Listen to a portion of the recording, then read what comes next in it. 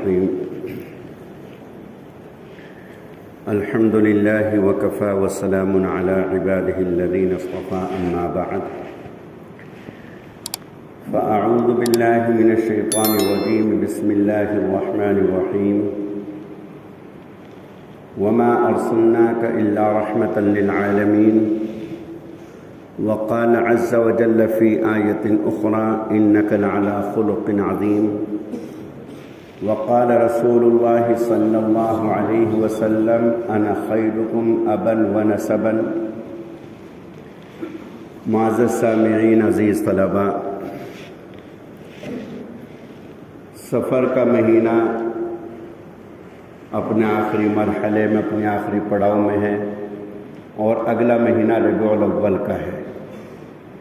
میری خواہش یہ ہے کہ سیرت کے موضوع پر آپ کے سامنے لب کشائی کروں، بیان کروں.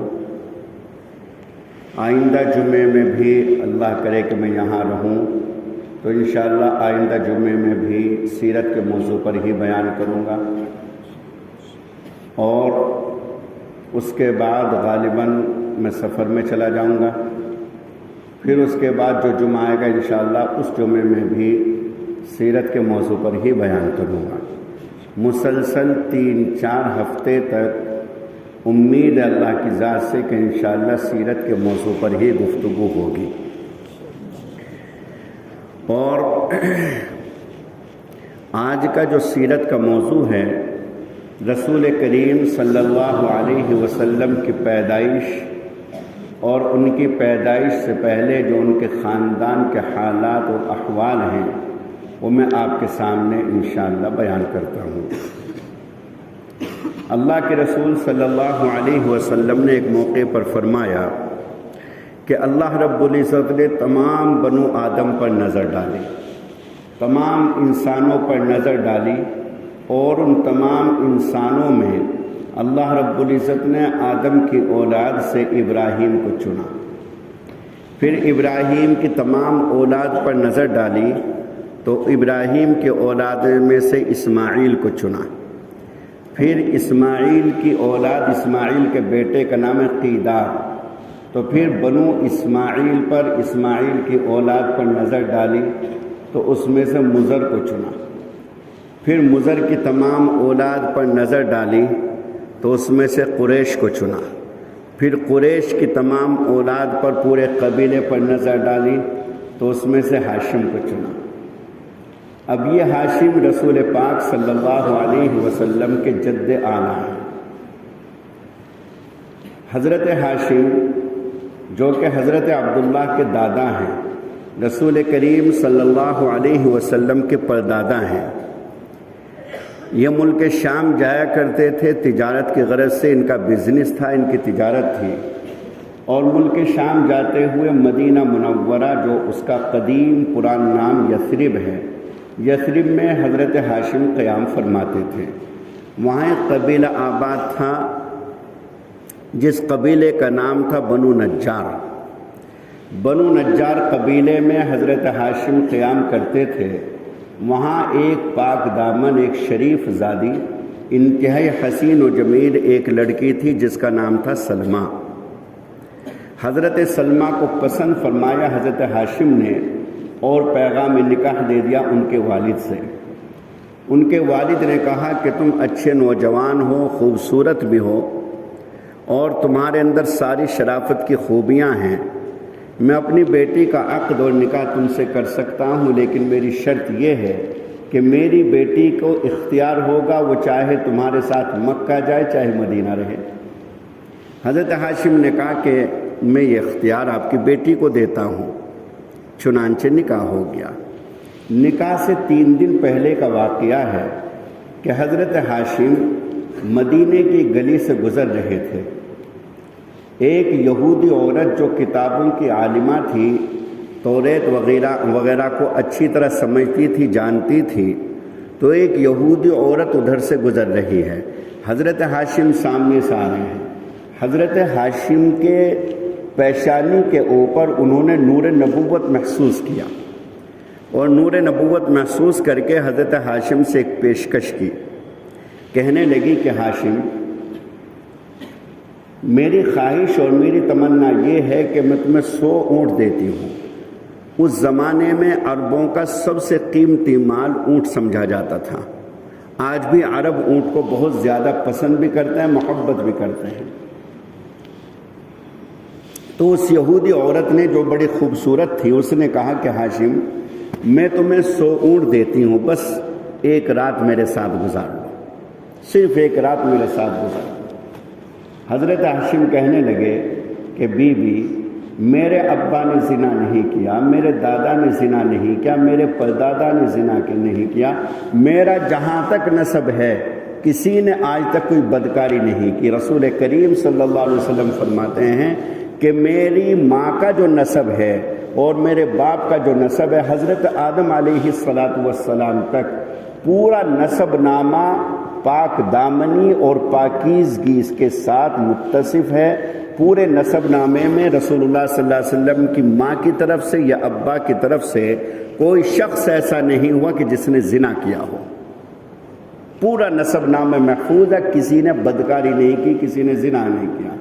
حضرت آمنہ کے والد وہب ہیں، ان کے اوپر کا جو سلسلہ ہے عبد مناف اور اس کے بعد پورا سلسلہ محفوظ ہے، کسی نے زنا کاری نہیں کی۔ تو حضرت ہاشم کہنے لگے بی بی میں نے کبھی زنا نہیں کیا، میرے ابا نے نہیں کیا، میرے دادا نے نہیں کیا، میرے پردادا نے نہیں کیا، میں ایک شریف زادہ ہوں، ایک پاک دامن آدمی ہوں، سردار ہوں، سردار کا بیٹا ہوں، میں یہ غلطی نہیں کر سکتا۔ چلے گئے۔ اتفاقی طور سے حضرت سلمہ سے نکاح ہوا۔ 3 دن کے بعد ملاقات ہوئی، اسی عورت سے وہ سامنے سے آ رہی ہے۔ تو حضرت ہاشم کہنے لگے کہ بی بی آپ مجھ سے کہہ رہی تھیں کہ ایک رات میرے ساتھ گزار لو، چلو ایک کام کرتے ہیں، دونوں نکاح کر لیتے ہیں، میں آپ کو اپنے عقد میں اپنے نکاح میں لے لیتا ہوں۔ وہ عورت کہنے لگی کہ ہاشم مجھے غلط نہ سمجھو، میں کوئی بدکار اور بازاری عورت نہیں ہوں، میں بھی ایک شریف زادی خاندانی اور نسب والی عورت ہوں۔ اصل بات یہ تھی کہ میں نے تمہاری پیشانی میں نور نبوت دیکھا تھا، لیکن اب وہ نور نبوت تمہاری پیشانی میں نظر نہیں آ رہا، وہ سلمہ کے پیٹ میں چلا گیا۔ حضرت سلمہ سے نکاح ہو چکا تھا اور حضرت سلمہ کے پیٹ میں حمل بھی ٹھہر گیا تھا حضرت ہاشم کا۔ تو کہنے لگی کہ جو تمہاری پیشانی کے اوپر جو نور نبوت محسوس کر رہی تھی میں، وہ تو سلمہ لے گئی، وہ تو سلمہ کے پیٹ میں چلا گیا، اب مجھے تمہاری کوئی حاجت نہیں ہے، میں تم سے بدکاری زناکاری نہیں کرنا چاہتی تھی، میں چاہتی تھی کہ وہ نور نبوت میرے پیٹ میں آ جائے۔ یہی جوں کا تو واقعہ حضرت عبداللہ کے ساتھ پیش آیا، جو پوتے ہیں حضرت ہاشم کے، رسول پاک صلی اللہ علیہ وسلم کے والد محترم ہیں۔ حضرت عبداللہ بھی مکے کی گلیوں سے گزر رہے تھے، ایک حسین و جمیل ایک نوجوان لڑکی ملی، حضرت عبداللہ کو دیکھا، وہ بھی ایک عالمہ تھی یہودیوں کی۔ حضرت عبداللہ کو دیکھا، حضرت عبداللہ کو دیکھ کر کے کہنے لگی کہ عبداللہ تمہاری جان بخشی میں 100 اونٹ تمہارے ابا نے خرچ کیے تھے، وہ ایک واقعہ میں سناؤں گا انشاءاللہ۔ تمہاری جان بخشی میں تمہارے ابا نے 100 اونٹ ذبح کر دیے تھے، تم ایسا کرو وہ 100 اونٹ میں تمہیں نقد دیتی ہوں، تم صرف ایک رات میرے ساتھ گزار لو، صرف ایک رات میرے ساتھ گزار لو۔ کہنے لگے حضرت عبداللہ کہ بی بی نہ میں نے کبھی زنا کیا، نہ میرا ابا عبد المطلب نے کیا، نہ میرے دادا ہاشم نے کیا، نہ ان کے ابا عبد مناف نے کیا، کسی نے ہم میں سے زنا نہیں کیا، میں یہ بدکاری نہیں کر سکتا۔ اتفاقی بات 3 دن کے بعد ملاقات ہوئی اسی عورت سے۔ وہ یہودی عورت سے حضرت عبداللہ نے یہی کہا کہ اب میں چاہتا ہوں کہ تم میرے نکاح میں آ جاؤ، تم مجھ سے نکاح کر لو۔ وہ کہنے لگی پہلے یہ بتائیے کہ آپ 3 دن تک کہاں تھے؟ تو انہوں نے کہا کہ میرا نکاح ہو گیا آمنہ سے۔ تو کہنے لگی کہ عبداللہ مجھے غلط نہ سمجھنا، میں کوئی غلط اور بدکار عورت نہیں ہوں، تمہاری پیشانی پر جو نور نبوت میں نے محسوس کیا تھا وہ تو آمنہ کے پیٹ میں چلا گیا، وہ آمنہ کے پیٹ میں چلا گیا، وہ تمہاری پیشانی پر نور نبوت نہیں ہے، اس لیے اب مجھے تمہاری کوئی حاجت بھی نہیں ہے۔ بالکل جوں کا تو جو واقعہ عبد المطلب کے ساتھ پیش آیا، عبد ہاشم کے ساتھ پیش آیا، دادا کے ساتھ، وہی جوں کا تو واقعہ حضرت عبداللہ کے ساتھ پیش آیا۔ تو حضرت ہاشم نے مدینہ منورہ میں نکاح کیا، قبیلہ بنو نجار کی بیٹی سلمہ سے، اور شرط کے مطابق حضرت سلمہ مدینہ منورہ میں ہی رہنے لگی، اور وہیں حضرت عبد المطلب کی پیدائش ہوئی جن کا اصل نام شیبہ تھا۔ اتفاق کے بعد جب حضرت ہاشم انتقال کرنے لگے تو ان کے چھوٹے بھائی تھے جن کا نام تھا مطلب، تو مطلب کو کہا ہاشم نے کہ میں نے نکاح کیا تھا مدینہ منورہ میں، اور وہاں میرا ایک بیٹا ہے شیبہ، میرے انتقال کے بعد تم مدینہ چلے جانا اور اپنے بھتیجے کو لے کر کے آنا۔ چنانچہ حضرت ہاشم کا انتقال ہو گیا، حضرت مطلب پہنچے مدینہ منورہ قبیلہ بنو نجار میں، اور ساتھ میں اپنے بھتیجے شیبہ کو لے کر کے چل دیے۔ جب مکۃ المکرمہ میں پہنچے تو بڑا حسین و جمیل، بڑا خوبصورت لڑکا بیٹھا ہوا دیکھا مکے کے لوگوں نے، تو یہ سمجھا کہ یہ ان کا غلام ہے، تو کہنے لگے ھذا عبد المطلب، یہ تو مطلب کا غلام ہے، ھذا عبد المطلب، یہ تو مطلب کا غلام ہے۔ تو وہ اس کو غلام سمجھے جبکہ اصل نام شیبہ تھا۔ پھر عبد المطلب سے ایسی شہرت ہوئی کہ اصل نام غائب ہو گیا، عبد المطلب سے ہی مشہور ہو گئے۔ یہ حضرت عبد المطلب اپنے والد کے انتقال کے بعد، حضرت ہاشم کا انتقال ہو چکا تھا، جب یہ بڑے ہوئے تو لوگوں نے ان کو سردار بنا دیا۔ بڑے جری اور بہادر تھے۔ ایک روز حتیم میں سوئے ہوئے تھے، حتیم میں سوتے ہوئے انہوں نے خواب دیکھا، جیسے کوئی کہنے والا ان سے کہہ رہا ہے احفر بئرا، کنواں کھود۔ اب انہوں نے پوچھا مل بئر، کنواں کیا ہے؟ بولنے والے نے کچھ نہیں جواب دیا، چلا گیا۔ اگلا دن ہوا، اگلے دن خواب میں دیکھا کہ کوئی کہنے والا کہہ رہا ہے احفر المنزوزہ، منزوزہ کھود۔ انہوں نے پوچھا مل منزوزہ، منزوزہ کیا ہے؟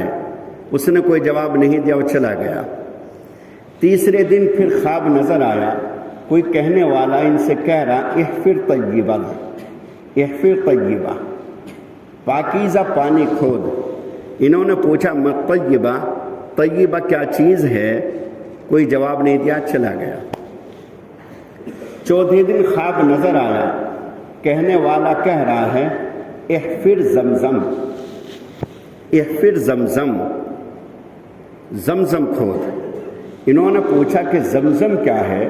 تو کہنے والے نے کہا کہ زمزم وہ کنواں ہے، زمزم وہ کنواں ہے کہ جس کو ہمیشہ پیتے رہیں گے، اس کا پانی نہ خراب ہوگا نہ ختم ہوگا۔ حجاج بھی پئیں گے، غیر حجاج بھی پئیں گے، پوری دنیا کے لوگ پئیں گے، نہ اس کا پانی سڑے گا، نہ خراب ہوگا، نہ کم ہوگا، نہ ختم ہوگا۔ اب انہوں نے پوچھا آئین زمزم، زمزم کہاں ہے، کہاں کھودوں؟ تو کہنے والے نے کہا کہ صبح جب تم مطاف میں بیٹھو گے تو ایک کوہ آئے گا، اور وہ کوہ جہاں اپنی چونچ مارے، 3 مرتبہ جہاں وہ ٹک ٹک ٹک چونچ مارے، سمجھ جانا زمزم یہاں ہے۔ چنانچہ اگلے روز مطاف میں بیٹھے ہوئے تھے، ایک کوہ آیا اور کوے نے 3 چونچ ماری، ٹک ٹک ٹک، اور یہ چونچ ماری کو اڑ کر کے چلا گیا۔ ان کے عبد المطلب کا ایک ہی بیٹا تھا جس کا نام تھا حارث، ایک ہی بیٹا۔ اب اپنے بیٹے کو لے کر کے اور کدال اور پھاولے اور اس کے جو کھودنے کے ذرائع اور آلات تھے ان کو لے کر کے وہاں پہنچے۔ قریش نے مذاق بنایا، یہ کیا کر رہے ہو؟ خواب کے اوپر تم اتنا بڑا کام کرنے جا رہے ہو؟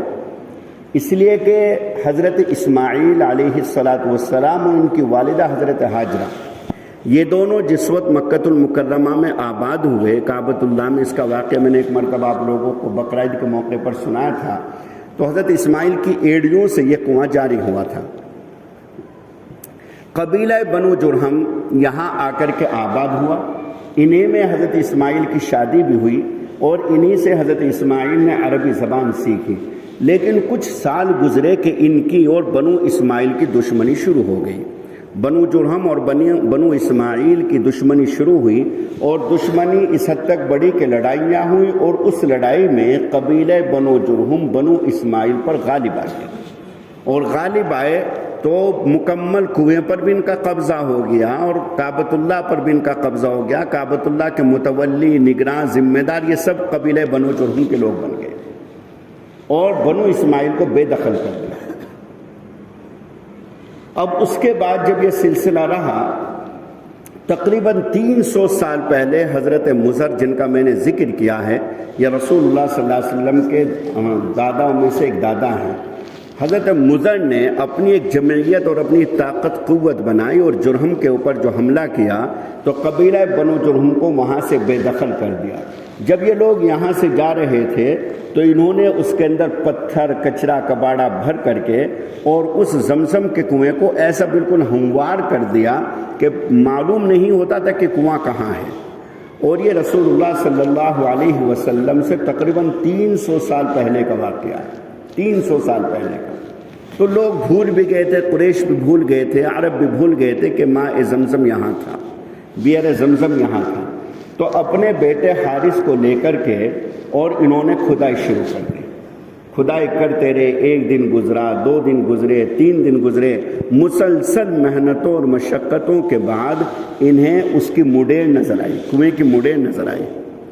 کنویں کی مڈیر نظر آئی تو انہوں نے آس پاس چھوٹے چھوٹے حوض بنائے اور پھر اس کو جو نکالا، پتھر وغیرہ اس کے نکالے تو پانی اسی طرح بہنے لگا جس طریقے سے آج بہہ رہا ہے.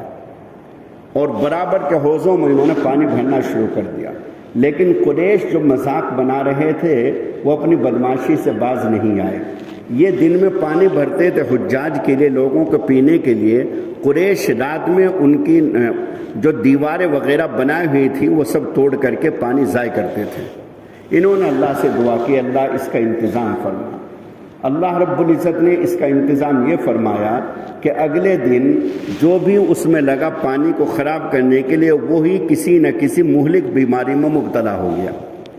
اور جب کئی لوگ ایسے مر گئے تو پھر انہوں نے ان کنویں کے پانی کو اور ان حوضوں کو چھیڑنا بند کر دیا. تو جس وقت یہ حارث کو لے کر کے اپنے بیٹے کو اکیلے کو لے کر کے لگے حضرت عبد المطلب، تو انہوں نے اللہ سے ایک شکوہ کیا. اللہ سے کہا اللہ یہ بھی کوئی سرداری ہے، یہ بھی کوئی زندگی کے ایک ہی بیٹا ہے، یہ کوئی سرداری ہے کوئی زندگی کے ایک ہی بیٹا، میں سردار ہوں، بیٹا ایک ہے. تو اے اللہ مجھے 10 بیٹے عطا فرما.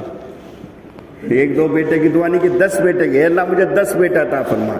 اور اگر آپ نے مجھے 10 بیٹے عطا فرما دیے تو اے اللہ ایک بیٹے کو آپ کے نام پر ذبح کر دوں گا، ایک بیٹے کو آپ کے نام پر قربان کر دوں گا. 10 بیٹے ہو گئے اور 10 کے 10 جوان ہو گئے. اب جب 10 کے 10 جوان ہو گئے یہ اپنی نظر بھول گئے. ایک روز سوئے ہوئے تھے، خام میں کسی کہنے والے نے کہا یا عبد المطلب اوف بنظرک لرب ھذا البیت، اے عبد المطلب اپنی نظر پوری کر اس بیت اللہ کے رب کے لیے جو تو نے مانگی تھی، جو تو نے نظر مانی تھی اس بیت اللہ کے رب کے لیے، اس نظر کو پوری کر. اب ان کو وہ نظر یاد آئی. اپنے 10 کے 10 بیٹوں کو جمع کیا اور 10 کے 10 بیٹوں سے اپنی اس نظر کا ذکر کیا. 10 کے 10 بیٹے بنو اسماعیل میں سے تھے، بنو اسماعیل میں تھے. جیسے حضرت ابراہیم علیہ السلام نے حضرت اسماعیل علیہ السلام سے یوں کہا تھا یا بنیا انی ارا فی المنام انی اذبحک فانظر ماذا ترى، اے بیٹے میں خواب میں دیکھ رہا ہوں کہ میں تجھے ذبح کر رہا ہوں، تیری کیا رائے ہے؟ بیٹے نے فوراً کہا یا ابت افعل ما تؤمر، اے میرے پیارے ابا جس کام کا آپ کو حکم آپ اس کو کر گزریے. تو ان 10 کے 10 بیٹوں نے بیک زبان کا اوف بنظری کا وفعل ما شئت، اوف بنظری کا وفعل ما شئت، ابا آپ اپنی نظر پوری کیجئے اور جیسے آپ چاہیں جس کو چاہیں ذبح کر دیں، آپ کو اختیار. 10 کے 10 بیٹے قربان ہونے کے لیے تیار، 10 کے 10 بیٹے قربان ہونے کے لیے تیار کہ وفعل ما شئت، جس کو آپ چاہیں ذبح کریں، جیسا چاہیں آپ کریں. اب 10 کے 10 بیٹے کو لے کر کے حضرت عبد المطلب کعبۃ اللہ کے سامنے آئے اور 10 کے 10 بیٹوں کے نام قرآن اندازی کی کہ کس بیٹے کا نام آتا ہے قربانی کے لیے. اتفاقی طور سے حضرت عبد المطلب نے جب قرآن اندازی کی تو اس بیٹے کا نام نکلا جو سب سے زیادہ محبوب اور سب سے زیادہ عزیز تھا حضرت عبد المطلب کو، حضرت عبداللہ کا نام نکلا۔ وہ سب سے زیادہ عزیز، سب سے زیادہ پیارے تھے اپنے ابا کو، عبد المطلب کو۔ پریشان ہو گئے، یہ تو اس بیٹے کا نام نکلا جو مجھے سب سے زیادہ عزیز ہے، سب سے زیادہ پیارا ہے، لیکن چونکہ نظر مانی ہوئی تو قرآن ان کے نام پر نکلا۔ ہاتھ پکڑ کر کے اور جب چھری لی ہاتھ میں اور قربانی کرنے کے لیے لے جانے لگے تو جو ان کی پھوپھیاں تھیں حضرت عبد المطلب کی بہنیں، وہ رونے لگی، پریشان ہو گئی۔ حضرت عمر بن عاص رضی اللہ تعالیٰ عنہ ایک صحابی ہیں، تو عمر یہ تو صحابی ہیں، ان کے والد عاص ابن وائل، عاص ابن وائل یہ بھی سرداروں میں سے تھے، قریش میں سے تھے۔ اب یہ سردار آ کر کے اڑ گئے کہ عبد المطلب میں یہ کام نہیں ہونے دوں گا، میں تجھے بیٹے کو ذبح نہیں کرنے دوں گا۔ انہوں نے کہا کہ میں نے نظر مانی ہے اور میں نظر کو پورا کر کروں گا۔ ادھر بہنیں رو رہی ہیں، حضرت عبداللہ کی پھوپھیاں رو رہی ہیں، کوہرام مچ گیا کہ بیٹے کو ذبح کرنے کے لیے تیار ابا حضرت عبد المطلب۔ ادھر بہنیں رو رہی ہیں، دوسری بہت ساری عورتیں جمع ہو گئی، پورا قریش جمع ہو گیا، مکے والے جمع ہو گئے، اور ادھر عاص ابن وائل یہ اڑ کر کے کھڑے ہو گئے کہ نہیں میں تمہیں ذبح نہیں کرنے دوں گا۔ اور قریش کے جو لوگ تھے وہ عاص ابن وائل کا ساتھ دینے لگے، صحیح کہہ رہے ہیں، ہم آپ کو ذبح نہیں کرنے دیں گے۔ حضرت عبد المطلب کہنے لگے کہ اچھا ایک کام کرو، نجران کے اندر ایک کاہنہ رہتی ہے، اس سے معلوم کرو، اگر وہ کہے منع کرے تو میں رک جاؤں گا، اور اگر وہ ذبح کرنے کے لیے کہے تو میں ذبح کر دوں گا۔ چنانچہ نجران وہاں سے کافی دور ہے، ہزاروں کلومیٹر دور ہے، وہاں ایک قریش کا وفد گیا اور اس کے سامنے جا کر کے پورا واقعہ قصہ بیان کیا۔ وہ کاہنہ کہنے لگی کہ تمہارے یہاں اگر کسی کا قتل ہو جاتا ہے تو اس کی دیت کیا ہے، اس کا خون بہا کیا لیا جاتا ہے، خون کی قیمت کیا لی جاتی ہے؟ انہوں نے کہا 10 اونٹ۔ کہنے لگے ایسا کرو کہ 10 اونٹ ایک طرف رکھو اور عبداللہ کو ایک طرف کرو، اور عبداللہ کے نام کا اور 10 اونٹ کے نام کے قرعہ اندازی کرو۔ اگر قرعہ اندازی عبداللہ کے نام پر نکلتی ہے تو پھر 10 اونٹ رکھو، پھر دیکھو اگر اونٹوں کے نام پر قرعہ اندازی نکل جاتی ہے، قرعہ نکلتا ہے، تو اس صورت میں اونٹوں کو ذبح کر دینا۔ چنانچہ یہ تجویز رکھی گئی۔ اب ایک طرف حضرت عبداللہ ہیں، ایک طرف 10 اونٹ ہیں۔ حضرت عبد المطلب نے اپنے ذاتی مال میں سے 10 اونٹ لیے اور دوسری طرف رکھا، اور اس زمانے میں چھوٹے چھوٹے تیر ہوتے تھے، انما الخمر والمیسر والانصاب ازلام رجس من عمل الشیطان، چھوٹے چھوٹے تیر ہوتے تھے جن تیروں کے ذریعے قرعہ اندازی ہوتی تھی۔ ایک پر نام عبداللہ کا لکھا اور دوسرے تیر پر نام 10 اونٹ لکھے اور اس کو ایسے ترکش کو ایسے ہلایا۔ جب وہ تیر نکالا تو اس پر عبداللہ کا نام نکلا۔ 10 اونٹ اور رکھے، ادھر عبداللہ کا نام لکھا، ادھر 20 اونٹ لکھے، پھر اس کو ترکش کو ہلایا، پھر نکالا تو عبداللہ کا نام نکلا۔ پھر 10 اونٹ مقابلے پر رکھے، عبداللہ کا نام لکھا، 10 اونٹ اور بڑھا کر کے 30 اونٹ رکھے، اور اس طریقے سے ہلا کر کے پھر وہ نکالا تیر تو عبداللہ کا نام نکلا۔ 10 اونٹ بڑھتے گئے، 50 ہوئے، 60 ہوئے، 70 ہوئے، 80۔ قرعہ ہر مرتبہ حضرت عبداللہ کے نام پر نکلتا ہے۔ سب پریشان، یہ کیا ہو رہا ہے؟ 10 اونٹ ہوئے، 20 ہوئے، 30 ہوئے، 4 مرتبہ، 5 مرتبہ، 6 مرتبہ، آخر کار 100 اونٹ رکھے گئے، اور جب قرعہ اندازی کی اور تیر ہلا کر کے نکالا تو اونٹوں کے نام پر نکلا، اونٹوں کے نام پر 100 اونٹ کے بعد نکلا۔ اب حضرت عبداللہ کے نام پر جب نہیں نکلا سب خوش ہو گئے، بہنیں بھی خوش ہو گئی، عورتیں اور مرد سب خوش ہو گئے۔ حضرت عبد المطلب کہنے لگے نہیں، ابھی ایک مرتبہ اور کرو۔ چنانچہ پھر دوسری مرتبہ اسی طریقے سے وہ ترکش ہلایا گیا اور اس میں سے تیر نکالا تو وہ 100 اونٹ کے نام پر نکلا۔ کہنے لگے نہیں، ابھی بھی نہیں، ایک مرتبہ اور کرو۔ کیسے مضبوط آدمی تھے، ابھی تک نبوت کی بعثت نہیں ہوئی، ابھی نبی نہیں آئے، لیکن کیسا مضبوط یقین اللہ کے ذات کے ساتھ، کیسا ان کا رشتہ تھا۔ تیسری مرتبہ پھر جب ترکش ہلایا، تیر نکالا تو وہ تیر اونٹوں کے نام پر ہی نکلا۔ اب کہا کہ اب ٹھیک ہے۔ حضرت عبد المطلب کی یہ دیت کہ جو ایک خون بہا کی، ایک خون کی قیمت ہے 100 اونٹوں کی، شریعت اسلامیہ نے اس کو برقرار رکھا ہے۔ قصاص کے بدلے اگر دیت دی جائے تو وہ دیت 100 اونٹ ہے، 100 اونٹ کو برقرار رکھا۔ حضرت عبد المطلب شراب نوشی سے منع کرتے تھے، زناکاری سے منع کرتے تھے، سود کے لین دین سے منع کرتے تھے، زندہ لڑکیوں کو دفن کرنے سے منع کرتے تھے، کسی کے ساتھ ظلم کرنے سے روکتے تھے، یعنی کہ بہت ساری ان کی وہ صفات، وہ خوبیاں جو ان کے اندر تھیں، وہ چونکہ تو شریعت اسلامیہ میں ہے۔ اب حضرت عبد المطلب کا جب یہ بیٹا بچ گیا، خوبصورت بڑا حسین و جوین حضرت عبداللہ، تو حضرت عبداللہ کے نکاح کی باری آئی تو وہاں ایک شریف خاندان آباد تھا، جن میں سے ایک فرد کا نام تھا وہاب، ان کے بھائی تھے وہیب۔ تو وہاب کی بیٹی تھی حضرت آمنہ۔ وہاب نے ایک موقع پر حضرت عبداللہ کو دیکھا کہ ایک وادی میں ہے اور کچھ ڈاکوؤں نے ان کو گھیر لیا، اکیلے ہیں، اکیلے تنہا، اور 8-10 ڈاکو ہیں، تلوار ان کے ہاتھ میں بھی ہے، تلوار ان کے ہاتھ میں بھی۔ اکیلے حضرت عبداللہ نے پورے 8-10 ڈاکوؤں کو بچھاڑ دیا، بھگا دیا۔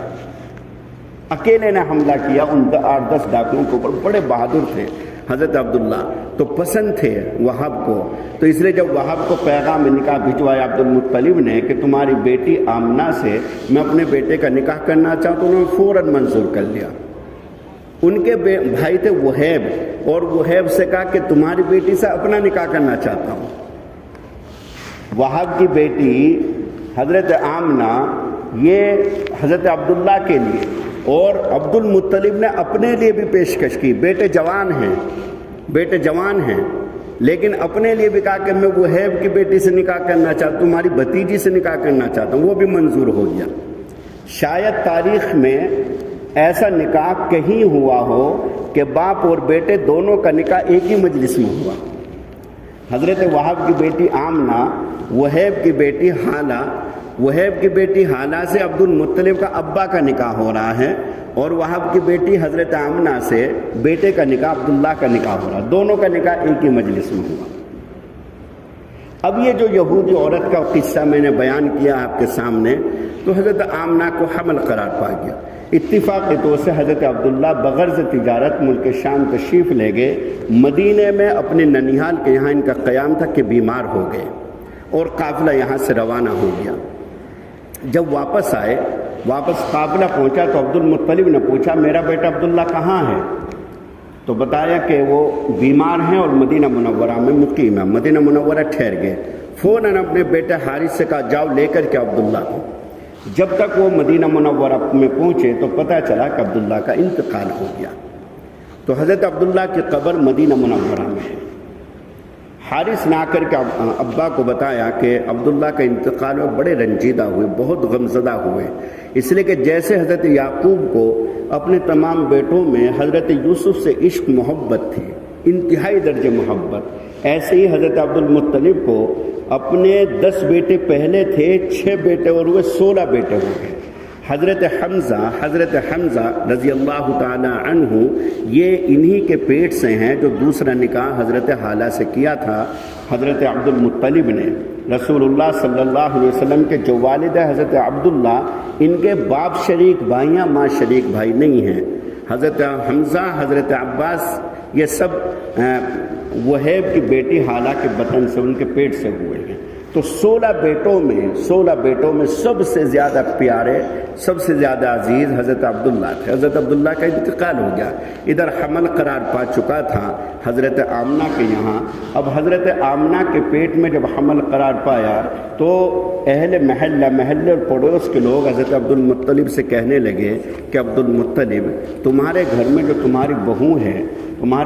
تمہاری بہو ہے وہ ایسی خوشبو لگاتی ہے کہ جب ہم راہ سے گزرتے ہیں تو وہ مہک اور وہ خوشبو معطر کرتی ہے گلیوں کو، باہر کے راستوں کو، مناسب نہیں ہے، زیب نہیں دیتا کہ ایک بیوہ اتنی زیادہ خوشبو لگا کر کے رکھے کہ جس کی مہک اور جس کی خوشبو راستوں تک پہنچ جائے۔ حضرت عبد المطلب نے اپنی بہو حضرت آمنہ سے کہا کہ بیٹی میرے پاس شکایت آ رہی ہے محلے والوں کی، پڑوس والوں کی، تم اس طرح کی خوشبو استعمال نہ کیا کرو، تم بیوہ ہو، میرے بیٹے کا انتقال ہو چکا ہے، تمہیں زیب نہیں دیتا کہ تم اس طرح کا عطر استعمال کرو۔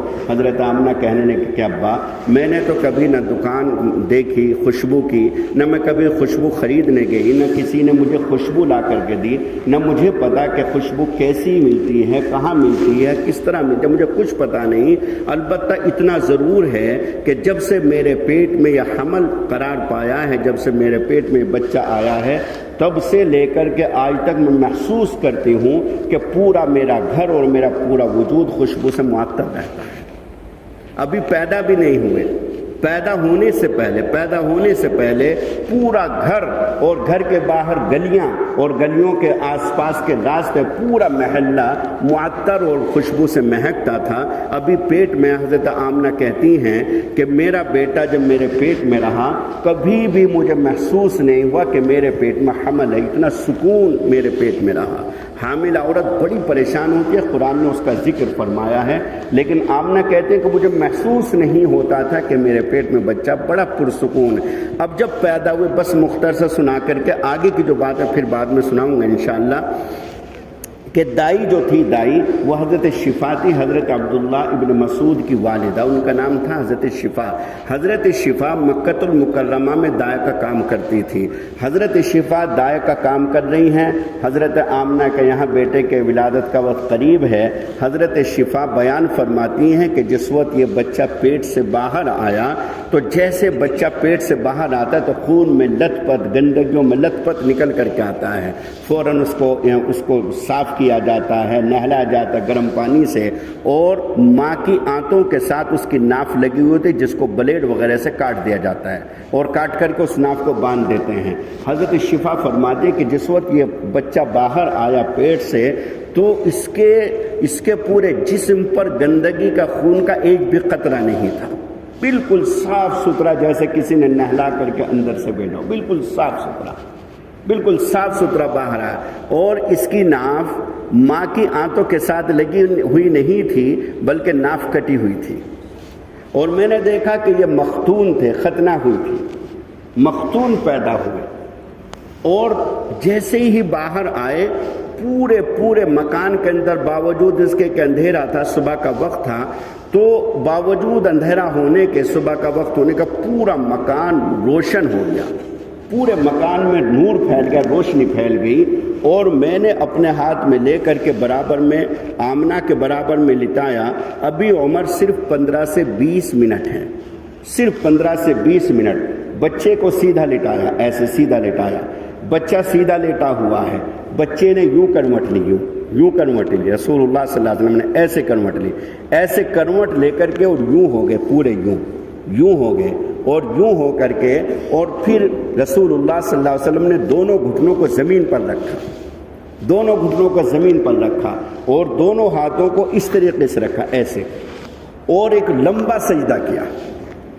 ابھی 15 سے 20 منٹ عمر ہے، ابھی شفا نے، دایا نے لے کر کے برابر میں لٹایا ہے، اور وہ اس طریقے سے کروٹ لیتے ہیں، کروٹ لے کر کے گھٹنوں کے بل سجدے میں جاتے ہیں، اور پورا ایک لمبا سجدہ کرتے ہیں، اور لمبا سجدہ کرنے کے بعد پھر اس ہاتھ پر اپنا سہارا لیتے ہیں، ایسے اس ہاتھ پر اپنا سہارا لے کر کے، اور یہ حصہ آسمان کی طرف اٹھاتے ہیں، اور آسمان کی طرف اٹھا کر کے شہادت کی انگلی کو یوں اٹھاتے ہیں، یوں اٹھاتے ہیں، ایسے۔ اب آمنہ بھی ڈر گئی، حضرت شفا بھی ڈر گئی، یہ کس طرح کا بچہ ہے، پورا گھر معطر، پورا گھر روشن منور، اور یہ بچہ اس طریقے سے شہادت کی انگلی، اس طریقے سے شہادت کی، یہ دائیں انگلی، شہادت کی انگلی اس طریقے سے ایسے اٹھا رہا ہے، اور ایسے کروٹ سے اس طریقے سے ایسے ہو کر کے، اور اس پورے حصے کو آسمان کی طرف کر دیا، اور شہادت کی انگلی کو گویا کہ کہہ رہے ہیں کہ کلمہ طیبہ لا الہ الا اللہ محمد رسول اللہ۔ اور اس کے بعد آمنہ کہتی ہیں کہ میں نے اپنے بچے کو ذرا پیار سے، محبت سے گود میں لیا، تو جیسے میں نے گود میں لیا تو میں نے دیکھا کہ میرے گھر کی چھت ذرا ہٹ گئی، میرے گھر کی چھت ہٹ گئی، اور گھر کی چھت میں سے ایک بادل داخل ہوا، ایک بادل داخل ہوا. وہ بادل جو داخل ہوا ایسا جیسا کہ سردیوں میں کوہرا ہوتا ہے، دھند ہوتی ہے، دھند کی طرح وہ بادل تھا، اور وہ اتنا میرے گھر کے اندر بھرا کہ مجھے اپنے بچہ کی شکل بھی نظر نہیں آ رہی، اس قدر وہ نور تھا ایک خاص قسم کا. اور اس دھند میں سے، اس بادل میں سے آواز آئی، طوفوا بہ مشارق الارض و مغاربہا لیعرفوا باسمہ و صفتہ، کہ تم اس بچے کو مشرق اور مغرب کی طرف گھما دو، یعنی کہ چاروں طرف کو اس بچے کو گھما دو، تاکہ دنیا والے اس کے نام کو اور اس کی خوبیوں کو اور اس کی ونعتی اور اس کی جو صفات ہیں، تاکہ دنیا والے اس کو پہچان سکیں. یہ صرف 15 سے 20 منٹ عمر ہے رسول پاک صلی اللہ علیہ وسلم کی. انشاءاللہ آگے کا جو واقعہ ہے، اللہ کرے کہ اگلے جمعے میں یہاں رہنا ہو تو انشاءاللہ آگے کی بات بچپن جو ہے رسول، یہ تو پیدائش تک بات پہنچی ہے، رسول پاک صلی اللہ علیہ وسلم کا بچپن انشاءاللہ اگلے ہفتے بیان ہوگا. اللہ تعالی ہم سبھی کو ان کے ساتھ عشق محبت کا اللہ تعالیٰ رشتہ ہمارا قائم فرمائے اور ان کے ساتھ عشق محبت پیدا فرمائے. آمین ثم آمین یا رب العالمین. وآخر دعوانا ان الحمد للہ.